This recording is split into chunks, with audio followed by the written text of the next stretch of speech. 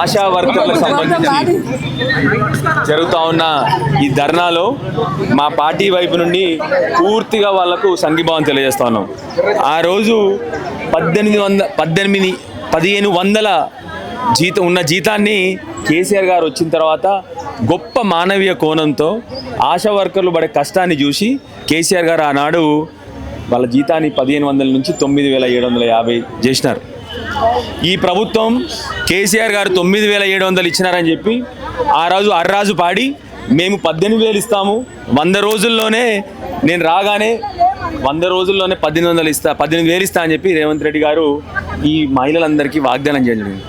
నిజానికి ఎంత భావదరిద్రం అంటే ముఖ్యమంత్రి రేవంత్ రెడ్డి గారికి కనీసం ఈ ఆశా వర్కర్లు చేసే పని కూడా తెలియదానికి, ఆశా వర్కర్లు ఏం పని చేస్తారో అని కూడా ఆయనకు తెలియదు.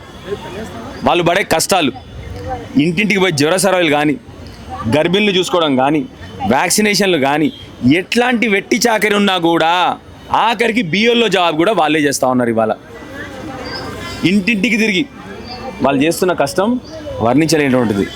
అలాంటి కష్టాలు పడుతూ ఉంటే మహిళలకి 33 నెలలు అయిపోయింది ఇప్పటికీ. ముఖ్యమంత్రి రేవంత్ రెడ్డి గారు ముఖ్యమంత్రి 100 రోజుల్లో చేస్తా అన్నది 1000 రోజులు అవస్థా ఉంది. ఇంకో వారం అయితే 1000 రోజులు అవస్థా ఉంది. కనీసం రూపాయి జీతం పెంచలే. కనీసం అన్నిటికంటే బాధ ఏంటంటే ఇప్పటికీ వాళ్ళని ఎప్పుడు అడిగినా కూడా వాళ్ళని అరెస్ట్ చేయడం, తీసుకుపోయి జైలులో కూర్చోబెట్టడము, మహిళలన్న కనీస గౌరవం లేకుండా, మహిళలన్న కనీస మానవీయ కోణం లేకుండా వాళ్ళని పెట్టిన కష్టాలు ముఖ్యమంత్రి గారు వాళ్ళకి జీతాలు పెంచడం ఎరకలే కదా, కానీ వాళ్ళని మాత్రం రోజు పొద్దున్నే కష్టపడుతూ ఉన్నాడు. అందుకొరకే చెప్పేది, ఇట్లాంటి ముఖ్యమంత్రి ఉంటే మా ఊర్లలో మాట్లాడుతూ ఉన్నారు. ఇవాళ మా కాన్స్టిట్యున్సీ గ్రామీణ ప్రాంతంగా అక్కడ మాట్లాడుతూ ఉన్నారు. సత్య హరిశ్చంద్రుడు ఎప్పుడూ అబద్ధం చెప్పలే, రేవంత్ రెడ్డి ఇప్పటివరకు ఒక నిజం చెప్పలే. ఆ పరిస్థితిలో ఉంది వాళ్ళ రాష్ట్రం. కనీసం ఇప్పటికన్నా ముఖ్యమంత్రి రేవంత్ రెడ్డి గారిని కోరుతా ఉన్నా, వాళ్ళ బాధలు ఏందో కనుక్కోండి, కనీసం వాళ్ళు చేసే పనిని కనుక్కోండి. ఉత్తుత్త సినిమా డైలాగులు కొట్టి 9750 కేసీఆర్ ఇస్తే 18,000 ఇస్తాను సినిమా డైలాగులు కొట్టడం కాదు. వాళ్ళు చేసే పని ఏందో తెలుస్తే మీకు 100కు 100% మీరు వెంటనే వాళ్ళ జీతాలు పెంచుతారు. దయచేసి మీతో రిక్వెస్ట్ ఏంటంటే ముఖ్యమంత్రి గారిని ఆశా వర్కర్ని పిలవండి, కూర్చోబెట్టి మాట్లాడండి. వాళ్ళు మా తెలంగాణ మహిళలు, హాస్పిటళ్లకు ఊర్లకు ఉన్న వారధి వాళ్ళే. ఇవాళ ప్రతి ఒక్క గర్భిణీ స్త్రీకి పోవాల్సింది వాళ్ళే, వ్యాక్సినేషన్ గురించి పోవాల్సింది వాళ్ళే, NCD డిసీజెస్ గురించి పోవాల్సింది వాళ్ళే. దయచేసి రాష్ట్ర పరిస్థితి ఏముందో కూడా మీకు చెప్పగలుగుతారు వాళ్ళు.